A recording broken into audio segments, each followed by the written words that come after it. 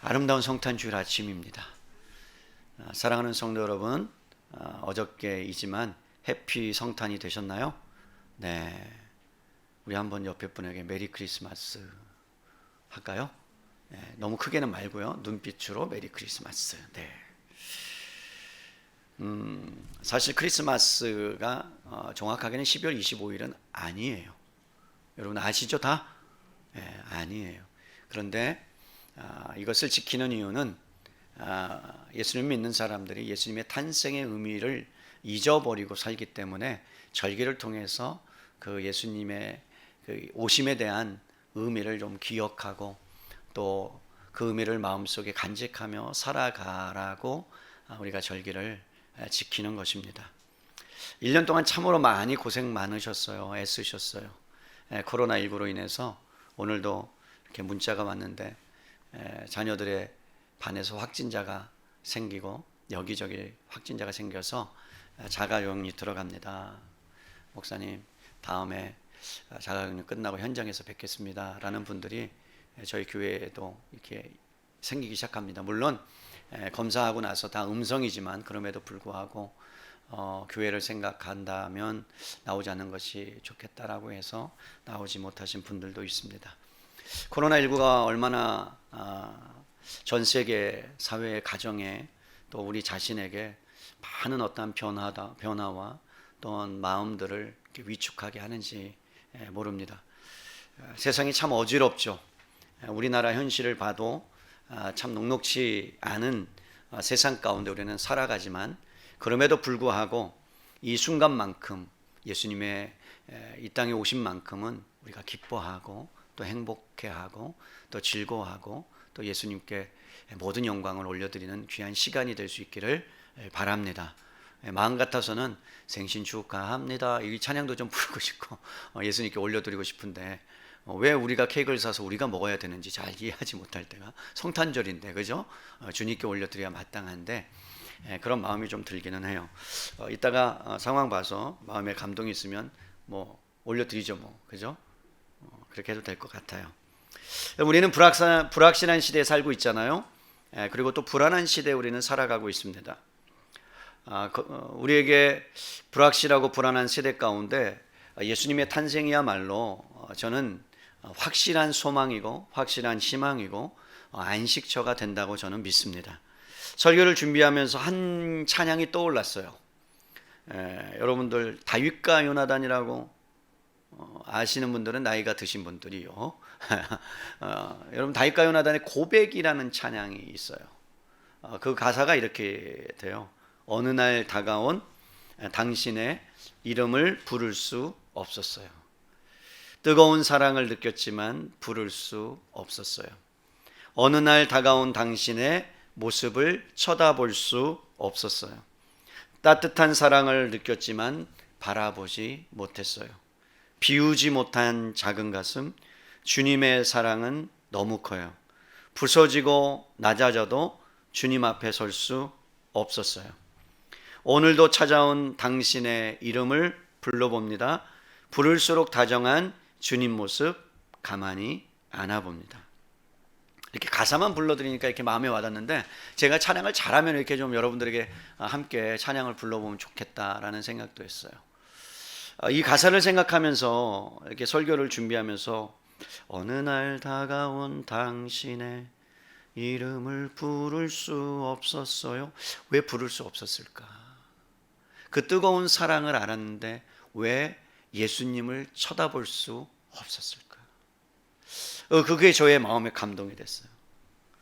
비우지 못한 작은 가슴, 아직도 내 마음이, 아직도 내 연약함이, 아직도 나의 부패함이 주님이 나를 그렇게 사랑하시고 그렇게 바라보심에도 불구하고 하나님 앞에서는 한없이 작은 자이고 죄송한 자이고 부족한 자이기 때문에 하나님 앞에 나갈 수 없다라는 이 고백이 저의 고백이 아닌가라는 생각이 들었습니다. 그럼에도 불구하고 맨 마지막 구절이 더 나에게 다가왔던 이유는 오늘도 찾아온 주님의 이름을 다시 한번 불러봅니다. 아는 거죠. 주님께 나갈 수 없는 것도 알고 너무나도 죄송해서 쳐다볼 수 없는 것도 아는데 그럼에도 불구하고 주님이 없으면 안 되는 걸 알기 때문에 다시 한번 주님의 이름을 불러보는 거죠. 그때 여러분, 그 주님은 우리를 외면하지 아니하시고 여전히 지금도 저와 여러분을 사랑해 주시고 여러분들을 품에 안아 주시고 여러분의 고통과 여러분의 눈물과 여러분의 아픔을 여러분 씻겨 주시는 그 너무나 귀한, 너무나 사랑스러운 주님인 줄로 믿습니다. 사랑하는 성도 여러분, 우리는 어둠 가운데 있었던 자들이에요. 진리 가운데 어떤 면에서는 정상적으로 반응하지 못하고 어둠 속에서 이리저리 헤매했던, 그래서 주님을 모르고 주님을 모욕하고 살았던 사람들이라고 저는 생각합니다. 그런데 어느 날 호련히 주님께서 찾아와 주셔서 내가 너의 아버지가 된다, 내가 너의 죄를 다 용서했다, 그리고 내 품으로 달려오기만 하면 내가 너의 모든 죄를 다 용서해주고 씻겨주겠다, 그리고 빛의 자녀로 내가 너를 나의 생명책에 기록해 주겠다, 내가 너를 입양할게, 내가 너를 받아줄게, 걱정하지 마.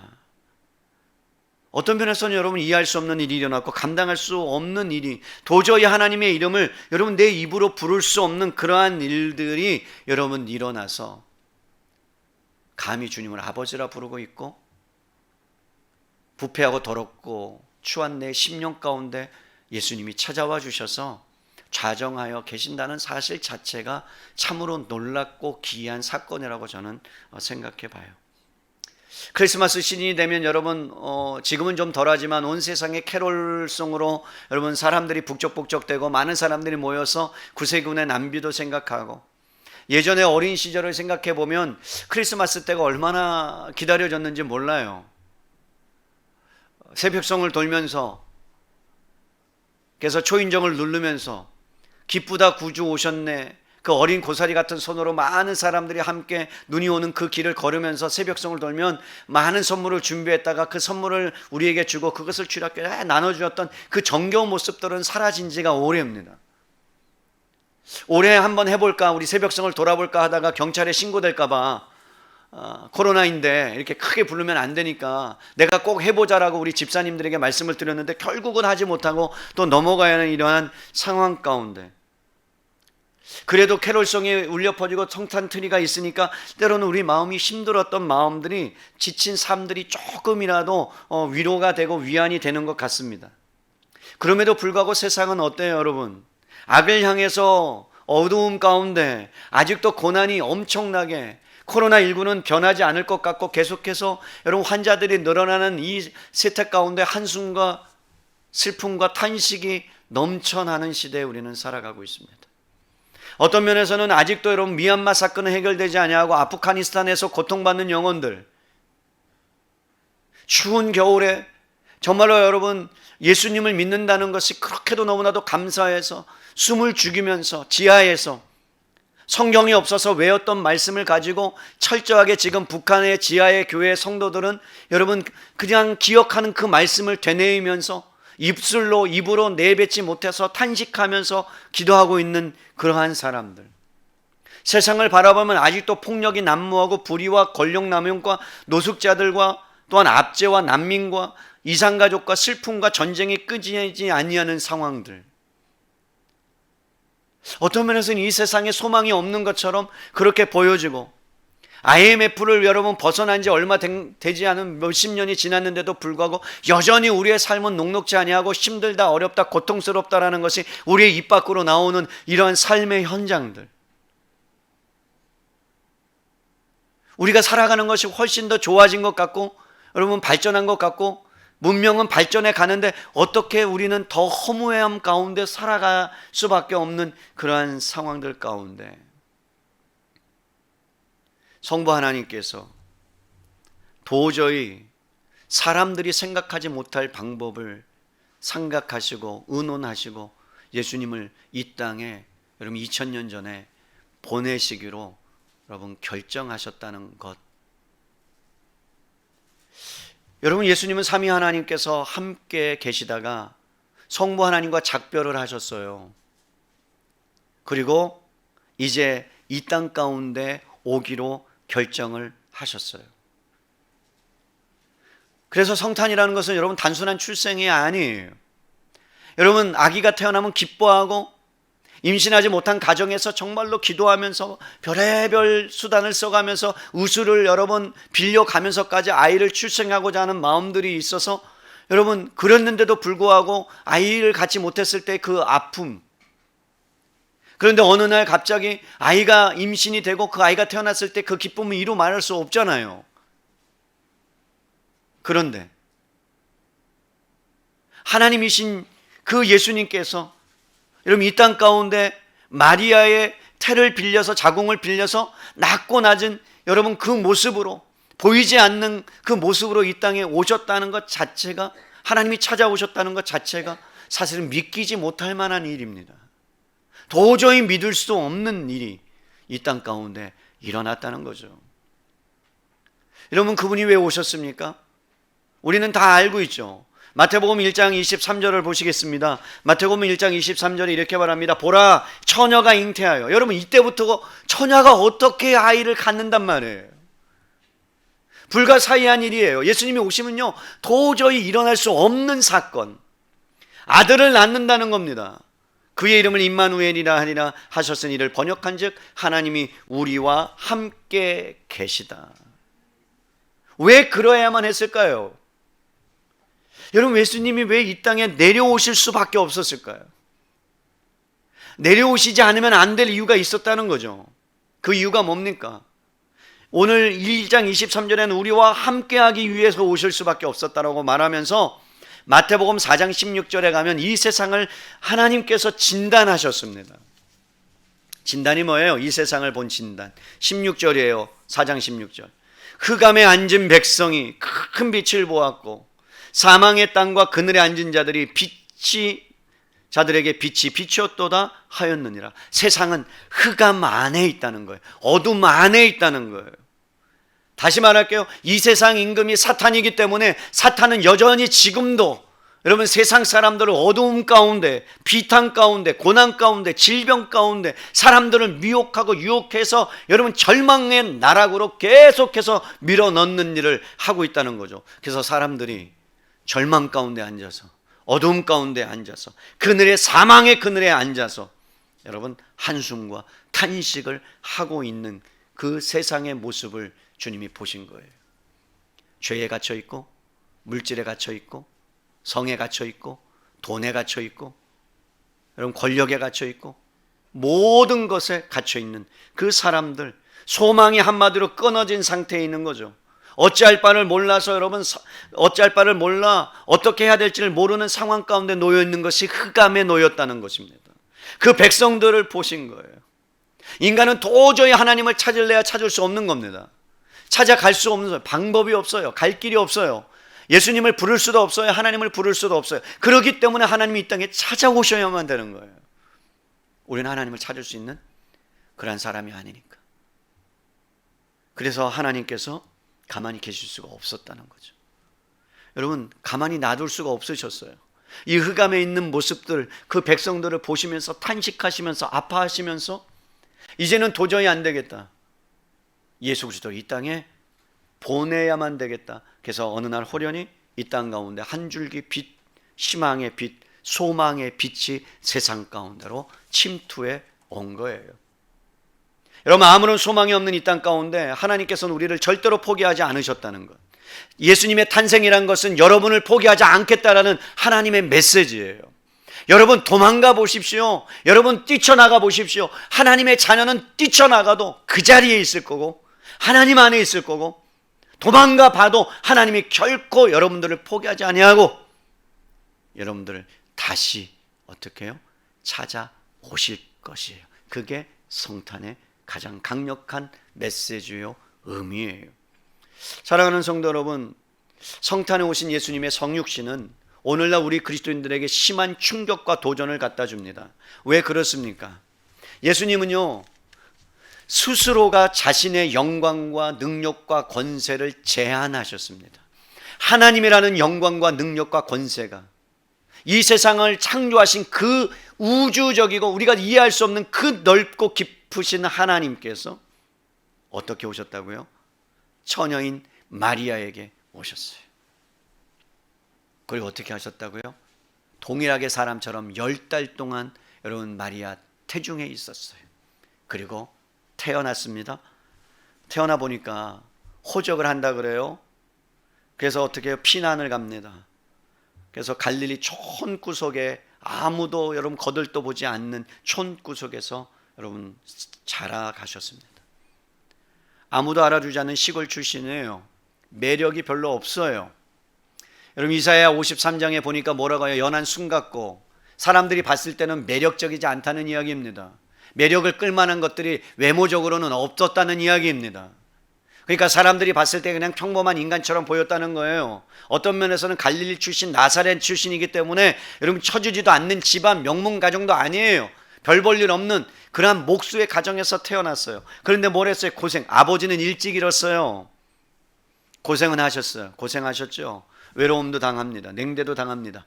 여러분 선하신 분인데 악일이 오해를 당하고 배반을 당하고 마침내는 고뇌에 찬 죽음을 당합니다. 이런 그분이 하나님인데 그 영원하신 하나님께서 인간의 가장 좋은 곳 왕궁을 놔두시고 어떤 면에서는 가장 안전한 곳을 놔두시고 더럽고 추한 마을 구유에 오셔서 여러분 그곳에서 태어나셨다는 그 자체, 그분은 그래서 화려하고 완전한 안전한 왕궁이 아니라 여러분 어디로 오셨다고요? 더럽고 추한 그 자리로, 그 말 구유가 저희의 모습이죠. 그곳에 오셔서 뭐를요? 십자가를 지시고 여러분 가셨다는 거죠. 그래서 여러분 사람의 몸을 입고 오신 그 예수님은 사람의 모든 죄를 대신 지시고 십자가에 죽기 위해서 오셨다라고 성경은 말씀합니다. 그런데 여러분 죽기 위해서 오셨다는 그 십자가의 의미 안에 우리에게 무엇을 주기 위해서 오셨는지 아십니까? 히브리서 10장 5절로 7절에 가보시면, 히브리서 10장 5절로 7절이에요. 우리 찾아보겠습니다. 히브리서 10장 5절로 7절.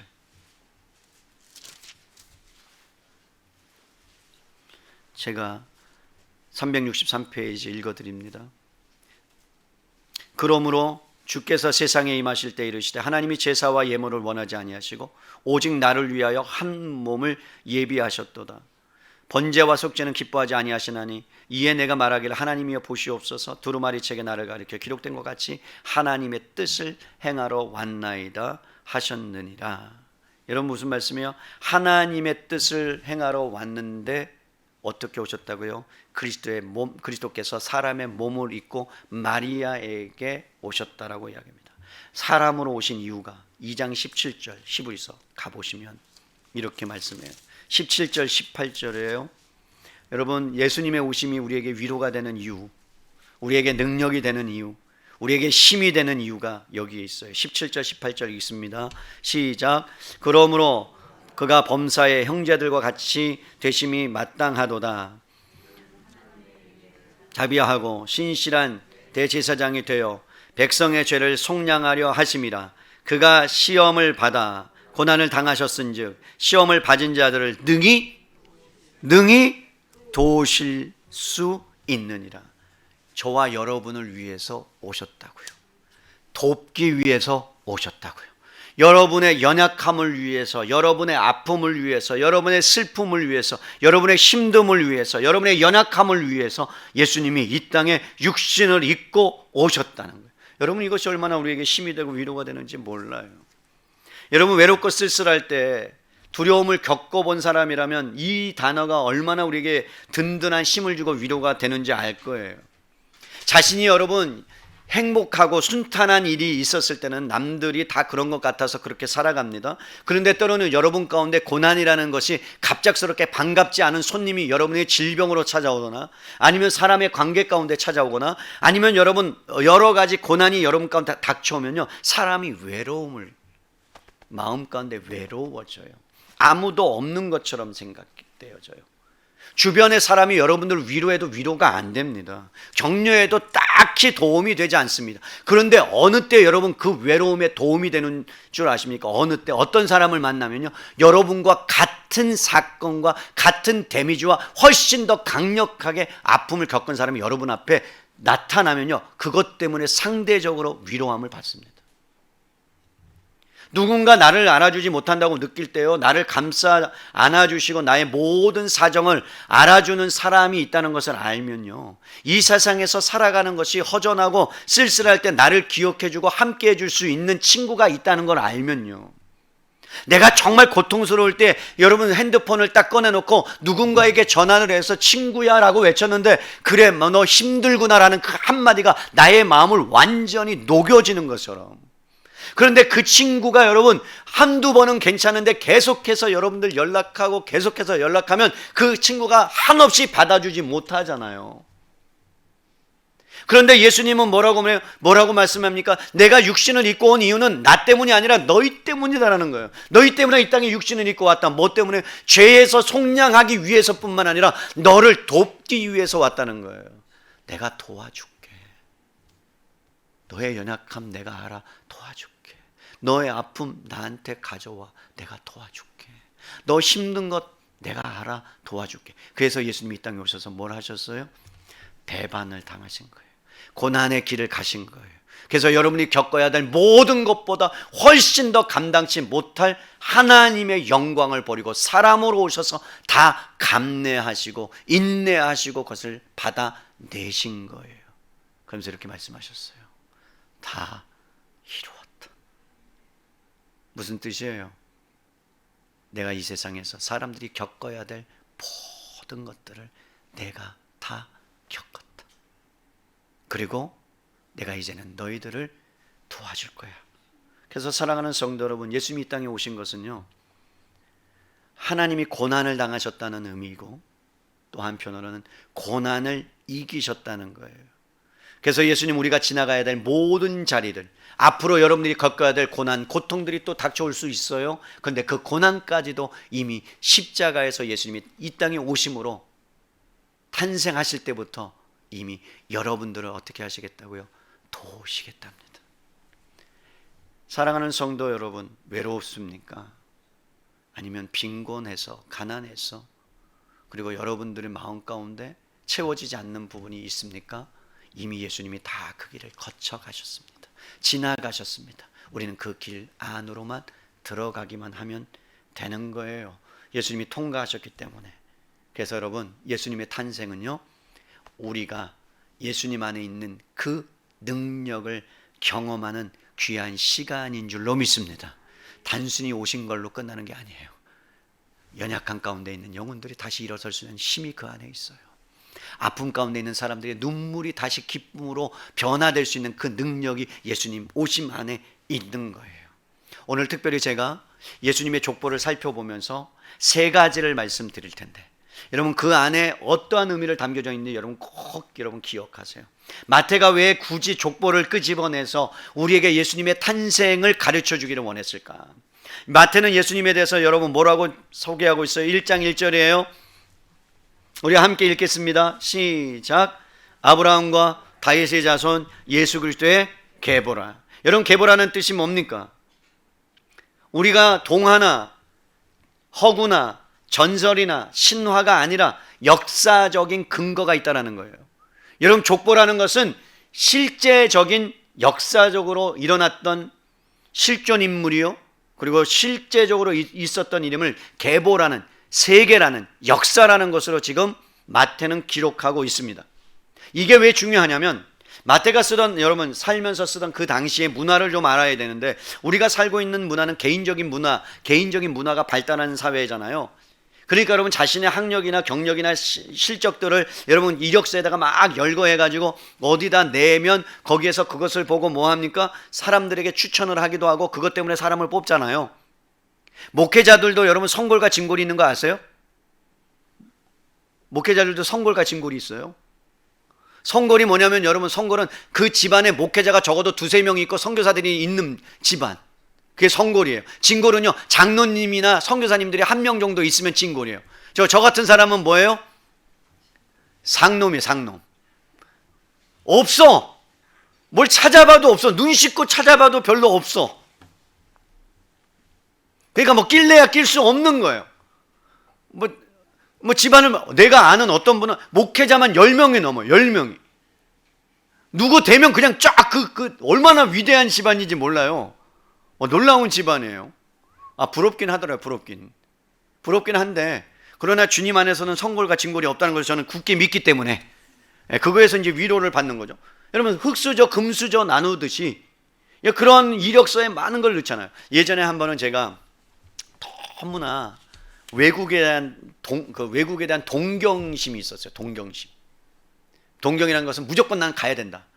그래서 외국에 가야 되기 때문에 외국을 반드시 내가 가야 된다 그래갖고, 여러분, 이력서를 딱 썼는데 이력서에 이렇게 쓴 사람은 없었대요. 평생 처음이래요.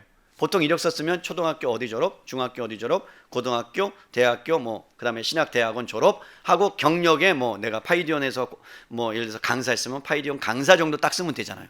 그다음에 운전면허 1종 이렇게 딱 쓰면 되잖아요. 근데 저는 거기다 뭘 썼느냐? 집회는 다 썼어요. 온누리교회 집회 몇 년도부터, 그다음에 수원중앙침례교회 집회, 그다음에 극동방송 찬양팀 집회 7회. 그랬더니 한 3장 나와요. 3장. 나는 그걸 그렇게 쓰는 줄 알았죠. 그래서 그것을 그대로 해서 이력서를 딱 호주의 어떤 교회에 딱 보냈는데, 그 목사님도 참 너무 감사하게 그것이 마음에 들어서 저를 뽑았어요. 이렇게 쓴 사람은 처음 봤다. 얘는 뭔가가 있다. 그래서 뽑으셨어요, 저를. 이렇게 쓴 사람은 없어요. 제가 왜 그걸 썼을까요? 저는 성골도 아니고 진골도 아니니까 뭔가 자랑할 게 있어야 되는데, 자랑하는 것이라고는 그냥 집회했다는 거. 그래도 큰 교회 몇 개인데를 집회했으니까 그걸 좀 쓰면 내가 당선되겠지, 내가 추천받아서 거기에 되겠지라는 그 마음 때문에 썼어요. 그런데 거기에 지원한 분은 한 분밖에 없었다는 그래서 제가 뽑힐 수밖에 없었다는 주님의 놀라우신. 그래서 가서 고생이라는 고생은 다 하고 음침한 사망의 골짜기를 그 안에서 3년을 보내면서 제가 하나님께서 저를 훈련시키셨는데, 그게 사람의 마음인데, 지금 마태가 쓴 그 당시에는 시족사회, 여러분 공동체적인 가족들과의 사회였어요. 그래서 여기서 쓴 족보라는 것은 뭐냐면 이런 뜻이에요. 나는 이런 사람이다 라는 방식으로 쓴 거예요. 그런데 여러분, 흥미롭게도 중요한 것은 뭐냐면, 그때 당시에도 나는 이런 사람이다 라는 족보를 쓸 때 오늘날도 똑같아요. 제가 나중에 우리 교회 20년이 되고 30년이 되면 아마 우리 교회 20년사, 30년사, 10년사를 아마 발간을 할 거예요. 그럼 우리 교회에 있었던 스토리를 다 쓰겠죠. 그럴까요, 안 그럴까요? 쓰겠죠. 그러면 여러분 생각해 보세요. 좋은 일 쓸까요? 아니면 그때 좀 교회에 어려웠던 일도 거기다 집어넣을까요? 자, 예를 들어서 우리 교회가 2016년 6월 19일에 개척을 했는데, 2016년 6월 19일에 개척했어요. 그 다음에 장로님이 오시고 이렇게 누구를 세우고 누구를 세웠어. 근데 여기서 교회가 박살 날 뻔했으면, 없어질 뻔했으면 그거 넣을까요, 안 넣을까요? 안 넣어요. 왜 안 넣죠?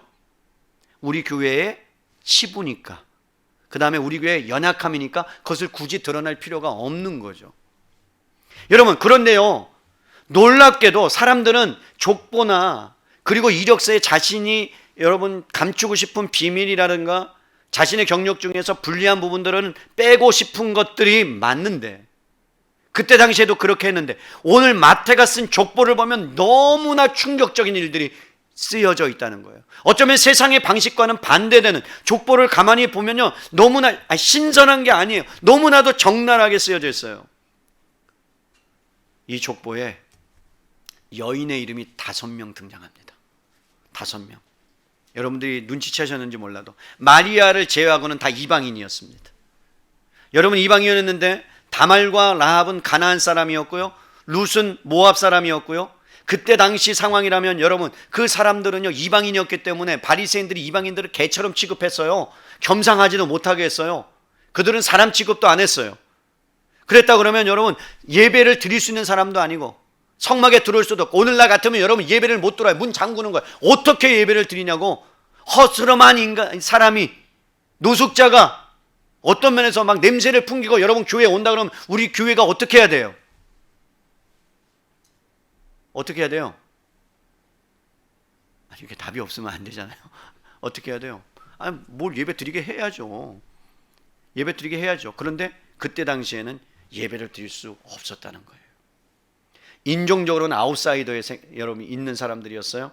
그런데 예수님의 족보에 들어가 있어요. 결코 여러분, 성경은 이 역사를 미화시키거나 왜곡시키거나 감추고 싶지 않았다는 거예요.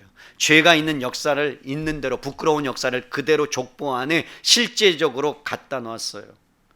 성경은 아름다운 이야기만 들어가 있는 것이 아니에요. 인간의 역사가 얼마나 실패하고 또 실패했는지 그것을 적나라하게 족보를 통해서 보여주고 있고, 또 한편으로는 인간은 실패했지만 하나님이 어떻게든 그것을 살릴 것이다, 살릴 것이다, 살릴 것이다. 그것이 족보에 너무나 사실적으로 표현되고 있어요. 그것을 볼까요?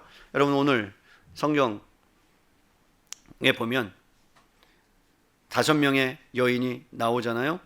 그 중에 첫 번째 사람이 누구냐면 3절. 여러분들이 알죠? 유다는 다말에게서 베레스와 세라를 낳았어요. 여러분, 다말을 누구예요? 유다의. 유다와 다말의 관계가 뭐예요? 시아버지와 며느리예요. 그런데 어떻게 예수님의 족보에, 그 거룩한 족보에 입에 담을 수 없잖아요. 여러분, 우리 가정에서 시아버지와 며느리가 근친상간한다? 족보에서 파죠. 이름을 없애죠. 그죠? 그게 마땅하죠. 그런데 이곳에 더 있다는 거예요. 그리고 또 여러분, 어떤 일이 일어나요? 라합이 나옵니다. 여러분 5절 보세요. 살몬은 라합에게서, 라합은 어떤 여자예요? 가나안 족속의 창기였어요. 매춘부였어요. 그런데 그녀가 여러분, 하나님과 이스라엘에 대한 소문을 듣고 여리고에 정탐하러 온 이스라엘 사람 2명 정탐꾼을 살려주었습니다. 그런데 그가 나중에 가족들과 친척들이 구원받는 놀라운 은혜를 경험하는 그 라합이라는 여자. 여러분, 룻은 어떻습니까? 여호와의 회중에 들지 못한 저주받은 모압 족속의 사람이에요. 여인이에요. 근데 나오미라는 시어머니가 하나님을 믿는데, 그 여러분 남편과 결혼을 했는데 다 아들들이 싹 다 죽어났어요. 그러면 다 흩어져서 집에 가도 마땅한데, 이 룻은 어떻게 해요? 모압 여인임에도 불구하고 그 시어머니를 나중에 끝까지 당신이 믿는 하나님을 나도 믿고 따르겠다라고 해서 따라오는데, 그가 누구를 낳아요? 놀라운 사람이 나오죠. 거기에 나와요. 다윗의 아버지를 낳아요. 그죠? 오벳이라고, 오벳이 이새를, 할아버지를 낳은 거죠. 여러분, 족보에서 가장 압권이 등장합니다. 누굽니까? 6절 보세요. 예수님의 족보의 가장 압권은 6절에 있어요.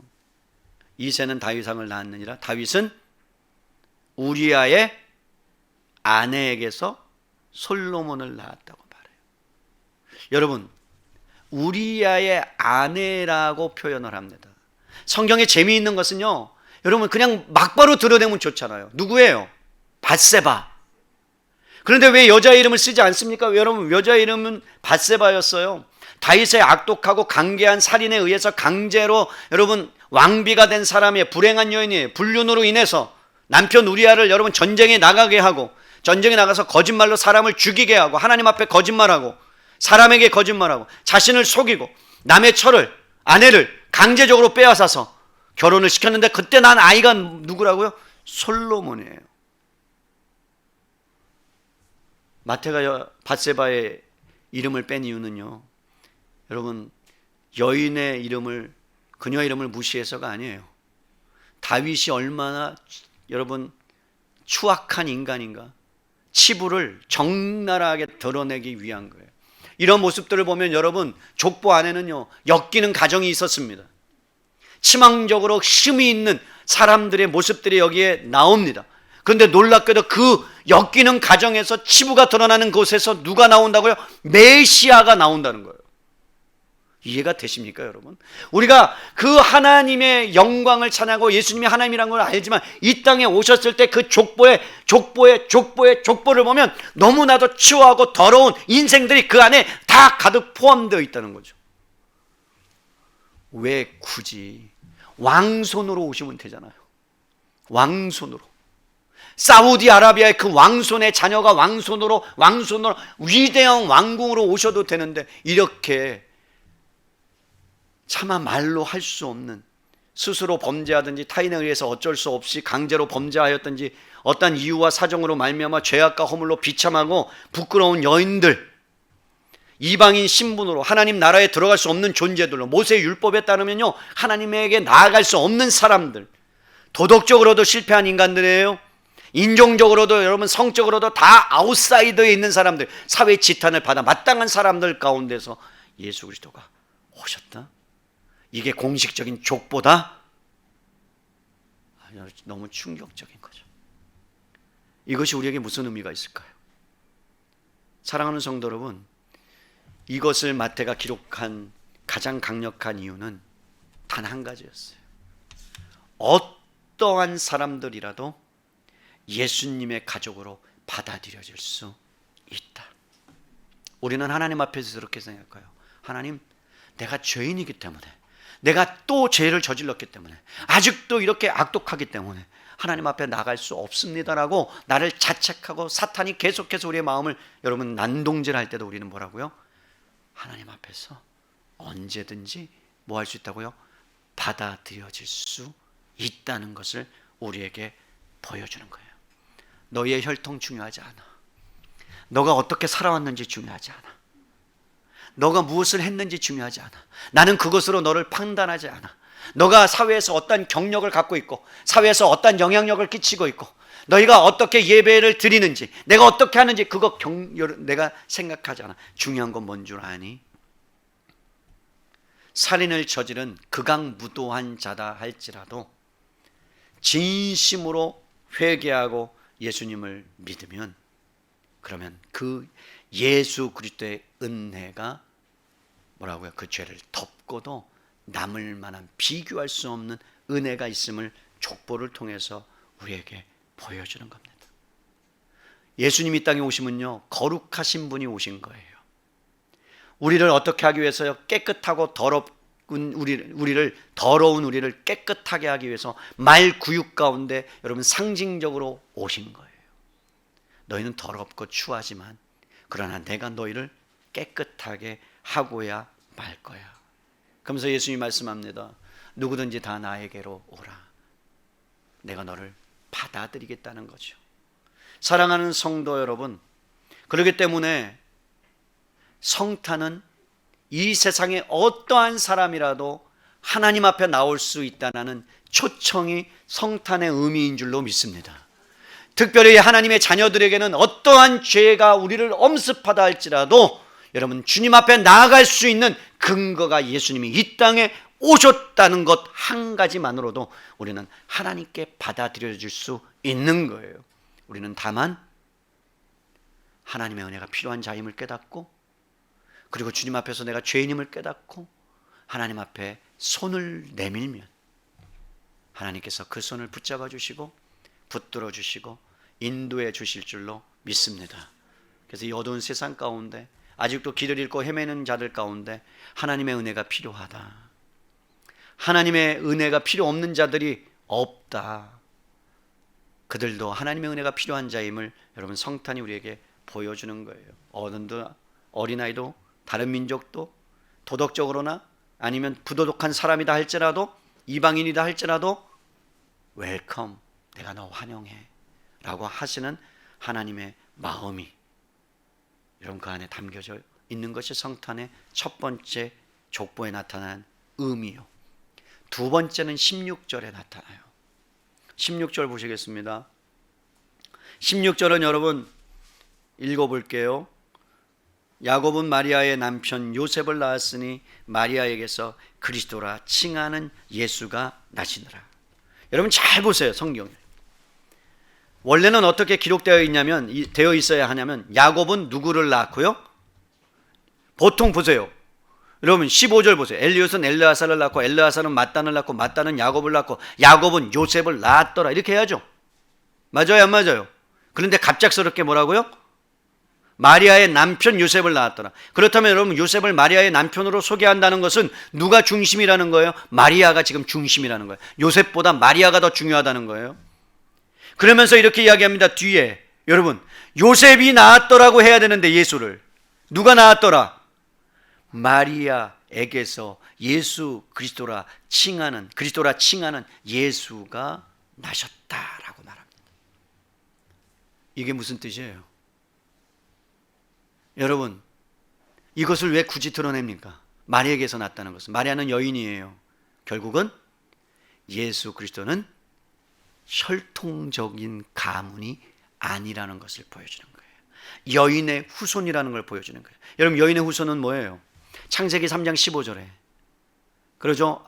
아담과 하와가 죄를 범죄한 다음에 최초로 주신 언약의 말씀, 여인의 후손이 오면 사탄의 머리를 깨트릴 것이다. 그래서 여러분, 여인의 후손이 올 거다라는 것을 우리에게 가르쳐 줬어요. 여러분, 지금까지는 남자들을 통해서 그 계보를 여러분 썼습니다. 그런데 예수님은 남자의 후손이 아니다, 여인의 후손이라는 것은 결국은 성령으로 잉태하고 죄가 없다는 사실을 가르쳐 줄 뿐만 아니라 어떤 의미가 있느냐, 마태는 이것을 가르쳐 주고 싶은 거예요. 인간은 하나님의 나라를 건설할 수 없다. 그리고 인간은 하나님의 나라를 건설하는데 실패할 수밖에 없다. 그러나 여인의 후손을 주신 하나님의 약속은 결코 인간의 역사가, 인간의 불의가, 세상의 부도덕이, 세상의 모든 악이 하나님의 나라를 무너뜨릴 수 없다라는 것을 우리에게 가르쳐 주신 거예요.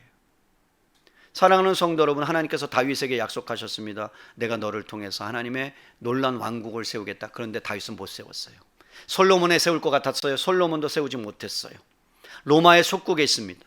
그러니까 다윗에게 약속하신 그 왕권의 약속은 결국 누구를 통해서 이루어졌느냐? 하나님 나라가 예수 그리스도를 통해서 이루어졌다는 것을 우리에게 보여주고 있는 거예요.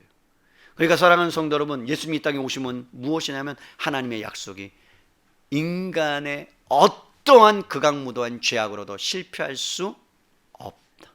하나님의 뜻은 이루고야 만다. 하나님의 나라는 예수를 통해서만 세워질 수 있다. 그런데 그 나라가 어떤 나라예요? 하나님의 은혜가, 하나님의 공의가, 하나님의 사랑이, 하나님의 섬김이 여러분 흘러가는 나라예요. 세상과 반대되는 나라예요. 경쟁이 아닌 나라예요. 도리어 낮아지고 도리어 희생하고 도리어 섬기는 나라, 그것을 통해서 하나님의 나라가 굳건히 세워진다. 그것을 예수님이 이 땅에 오셔서 몸소 보여주시고 가르쳐주시고 세워주셨다는 거예요. 사랑하는 성도 여러분, 예수님을 통해서 하나님께서는 마리아 여인의 후손으로 이 땅에 예수님을 오게 하셨고 하나님의 나라를 세우십니다. 그리고 하나님의 백성을 부르십니다. 인간은 실패할 거예요. 또 실패할 거예요.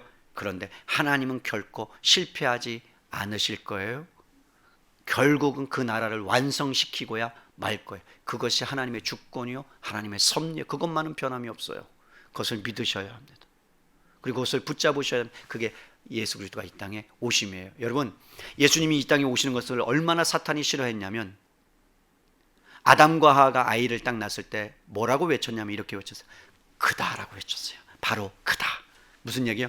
여인의 후손이다 그랬는데 가인이 자라고 아벨이 자라는데 가인이 아벨을 쳐 죽입니다.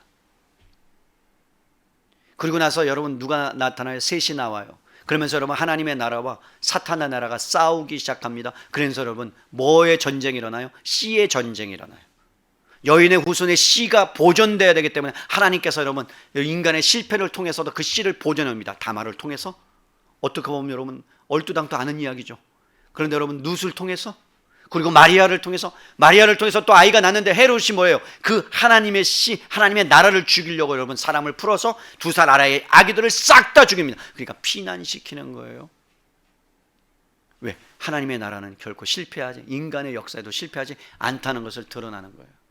여전히 지금도 세상은 악독해지고 있고 세상은 여러분 우리가 생각하지 못하는 곳으로 가고 있지만 그럼에도 불구하고 보이지 아니하는 하나님의 나라는 예수 믿는 사람들을 통해서 점점점 확대되고 확장되고 이루어가고 하나님의 계획이 실패하지 않게 된다는 사실을 우리는 족보를 통해서 보여주고 있습니다. 마지막이에요. 17절. 이 땅의 성탄의 오심의 강력한 메시지의 의미가 17절에 아무리 찾아봐도 없을 것 같은데,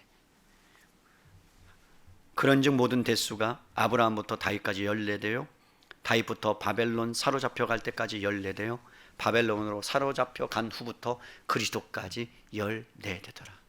다 몇 대예요? 합하면 14대 14대 14대니까 14 곱하기 3 뚜루루루루 42대. 그죠? 아니에요? 아니 이렇게 눈을 동그랗게 뜨시면 제가 당황스러워요. 44대. 여러분 이게 무슨 의미일까요? 왜 족보의 말미에 세대를 넣었을까요? 아브라함부터 다윗까지 14대래요. 다윗부터 바벨론까지 14대요. 바벨론으로부터 사로잡혀 가는부터 14대요. 여러분 세대가 7세대로 나눈다면 몇 번이에요? 6, 7에 42 6번. 그런데 놀랍게도 예수님이 7번째에 시작되는 7번째 7의 첫 시작이 예수님의 대수의 시작이 마지막 대수의 시작이 그 얘기는 뭐예요? 성경에서 7이라는 숫자가 굉장히 중요한 숫자예요. 창세기로 넘어가면 예수님께서 세상을 6일 동안 창조하시고 7일째 뭐 하셨죠? 안식하셨어요. 잘 기억하십시다. 그리고 여러분 레위기에 가면 하나님께서 6년 동안 여러분 일을 하고 그 다음에 노예를 그리고 열심히 하다가 안식년을 정하시고 7년째 되는 안식년을 선포하시고 그것이 7번째 반복되면 신년이라는, 그래서 여러분 누구에게 땅 문서를 사고 내가 땅을 사고 부동산을 거래해서 땅을 사고 노예를 샀다 그러면요 49년째 되는 해는 신년이라고 선포해서 어떻게 한다고요? 다 풀어줘요. 내가 갖고 있는 문서도 그 사람에게 줘야 되고 노예도 다 줘야 되는 거예요. 내 것이 없는 거예요. 그것을 여러분 신년이라고 레위기에 선포했습니다. 빚이 탕감되는 해, 노예가 해방되는 해예요. 그런데 지금 마태는 족보를 통해서 뭘 얘기하시느냐? 예수님이 이 땅에 뭘 하러 오셨는 줄 아니? 안식을 주러 오셨다는 거예요. 여러분 기억하세요. 예수님이 이 땅에 오신 것은 세상에 평화가 없어요. 세상에 안식이 없어요. 세상은 쉼이 없어요. 열심히 뛰고 노력해도요 내가 괜찮고 여행을 가면 좀 나아질 것 같은데 여행 갔다 오면 피곤해요. 맞죠? 그런데 주님 안에서 누리는 안식은요 누구도 빼앗을 수 없어요. 고난이 온 것 같은데 고통이 온 것 같은데 그럼에도 불구하고 하나님의 사랑을 생각하고 하나님의 은혜를 생각하면 어느 순간에 그곳이 하늘나라로 변하면서 안식이 나의 삶을 사로잡는 은혜, 그게 성탄이 예수님이 이 땅에 오심으로 가져온 놀라운 은혜가 안식의 은혜가 있다는 거예요. 그래서 창조주 하나님으로부터 안식이 시작됐어요. 그래서 이 땅에 여러분 예수님이 오심으로 우리가 안식 안으로 들어갔어요. 안식을 누려요. 그리고 어느 시간에 어느 때에 그러면 완전하고 온전한 안식을 누리느냐, 예수님이 이 땅에 재림하시는 그날 우리는요 평안과 안식을 누릴 수 있는 거예요. 그래서 예수님께서 이렇게 말씀하셨어요. 마태복음 11장 38절에 여러분 잘 아는 거예요. 수고하고 무거운 짐진 자들아 다 내게로 와라. 내가 너를 뭐하게 하리라? 쉬게 하리라. 여러분 그것을 경험하십니까? 그게 뭐라고요? 예수님이 성탄으로 우리에게 갖고 오신 놀라운 선물. 첫 번째 선물은 마땅히 내가 죄인임에도 불구하고 하나님 앞에 나갈 수 있다는 그것이 성탄의 선물 1탄이요. 두 번째는 여러분들이 쓰러지고 지치고 넘어져도 결코 하나님의 나라는 망하지 아니하고 여러분을 일으켜 세워서 그 나라를 가기까지 하나님이 여러분을 이끌어 가겠다는 그 은혜가 두 번째 선물이요. 마지막 선물은 세상 가운데 기근과 질병과 고통과 들려오는 소리마다 탄식이 눈물이 있는데 그 안에 너희에게 세상에 줄 수 없는 참 평안과 안식을 주겠다는 것이 성탄의 선물. 그것을 누리면서 사시자고요 우리가. 그래서 매 순간이 우리는 뭐가 돼야 돼요? 성탄절이 돼야 되는 거예요. 12월 25일만이 아니라 예수님의 오심이, 예수님이 함께 하심이 우리에게 위로가 되고 도움이 되고 함께 하시고. 그래서 여러분 누가복음 19장 38절에 이르되 찬송하리로다 주의 이름으로 오시는 왕이여 하늘에는 평화요 가장 높은 곳에서는 영광이로다. 지극히 높은 곳에서는 하나님께 영광이요 이 땅 가운데 뭐라고요? 평화가 임하는 것이 성탄이다. 안식 주시러 오셨다는 거예요. 저는 코로나19 때 예수님의 성탄이 무슨 의미일까? 그래서 시편을 묵상하면서 이러한 성경이 있어요. 여러분들 들어보셨죠? 여러분의 눈물과 여러분의 아픔과 여러분의 고통을 어디에 담으신대요? 하나님의 병에 담으신대요. 병에. 거기다가 차곡차곡 몇 월 며칠 날 네가 아팠구나, 네가 힘들었구나 다 담으신대요. 근데 거기는요 그 병은요 차고 차도 이게 뭐예요? 다 차지 않는 병 같은 거죠. 하나님이 다 차. 그럼 뭐 하실까요? 그 다음에 아니 그 뒤에 좀 나오셔야 되는데 뭐가 없어. 담으시고 뭐 어쩌자는 거야 도대체. 근데 성경을 시편을 묵상하면 이런 말씀이 나와요. 슬픔이 변하여 기쁨이 되고, 제가 변하여 화관이 되게 하고 실학이 되게 하겠다. 그 눈물의 아픔의 병이 이제 기쁨으로, 여러분의 실학으로, 여러분에게 하나님의 주시는 평안으로 변하게 될 줄로 믿습니다. 그래서 그 눈물을 하나님께 드리세요. 그 병에 담으세요. 예수님께서 이 땅에 오셔서 여러분들에게 참 평안, 쉼을 주는 거예요. 그것이 마지막 요한계시록에 딱 하니 나와 있다는 거 아닙니까? 이것만 하고 설교 마칠게요. 요한계시록 7장 15절로 17절 읽고 제가 마무리하겠습니다. 요한복음 7장 15절 17절입니다. 7장 15절부터 제가 읽어드릴게요. 그러므로 그들이 하나님의 보좌의 앞에 있고 또 그의 성전에서 밤낮 하나님을 섬김에 보좌에 앉으시니가 그들 위에 장막을 치시니 그들이 다시는 줄이지도 아니하며, 우리가 얼마나 갈급해하고 갈망하여 목마르지도 아니하고 해나 아무 뜨거운 기운에 상하지도 아니하리니 이는 보좌 가운데 계신 어린 양이 그들의 목자가 되사 생명수 샘으로 인도하시고 하나님께서, 우리 함께 읽어요. 하나님께서 나의로 읽읍시다. 시작. 하나님께서 나의 눈에서 모든 눈물을 씻어 주실 것입니다. 이게 성탄의 의미고 완성의 의미예요. 사랑하는 성도 여러분, 성탄은 그저 예수님이 이 땅에 오셔서 나의 죄를 용서하셨다 정도가 아닙니다. 예수 그리스도의 그 족보는 끝나지 않았습니다. 저와 여러분 가운데 그 족보가 이어지고, 여러분의 자녀 가운데 족보가 이어지고, 여러분의 손자, 손녀 가운데 족보가 이루어지고, 여러분 다른 사람들 가운데도 그 족보가 이루어질 수 있습니다. 그렇다면 우리가 이번 한 주간 살아가실 때에 그 족보에 기록된 은혜를 생각하며 호련히 여러분께 찾아오신 그 예수님 앞에서 기쁨과 평안과 참 안식의 삶을 여러분 가정에서, 직장에서, 사회에서 누리시고 그 성탄을 다른 사람들에게도 동일하게 누릴 수 있도록 기쁨을 전할 수 있는 저와 여러분 되시기를 주님의 이름으로 축원합니다. 우리 이 시간에 잠시